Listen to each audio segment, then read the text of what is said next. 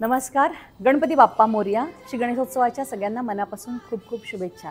खरं म्हणजे एक स्टोरी या गणेशोत्सवाच्या मागची, या गणपतीच्या मागची आहे. श्री वेदव्यास मुनींनी जेव्हा महाभारताची कथा लिहायचं ठरवलं तेव्हा ते गणपती बाप्पाकडे गेले आणि गणपतीला सांगितलं की मी कथा सांगतो ती तू लिखित स्वरूपात लिहून द्यायला पाहिजे. तेव्हा गणपतींनी त्यांना अट घातली की मी ही कथा लिहून देईल, परंतु अट एकच आहे की तुम्ही नॉनस्टॉप न थांबता बोलत राहिले पाहिजे. तुम्ही जितके दिवस बोलत राहाल तेवढं ही मी लिहित राहील. आणि या शर्तीवरती व्यासांनी महाभारताची कथा सांगत राहिले, गणपती बाप्पा लिहित राहिले. व्यासांनी डोळे बंद करून कथा सांगायला सुरुवात केली. असं करत करत 10 दिवस झाले आणि व्यासांनी जेव्हा डोळे उघडून बघितलं तेव्हा 10 दिवस परिश्रम करून ती कथा सातत्याने लिहित असल्यामुळे गणपतीचं शरीर संपूर्ण लाल झालेलं. आणि म्हणून हे 10 दिवस गणेशोत्सव सुरू करण्याची परंपरा आपल्या या धर्मामध्ये झाली.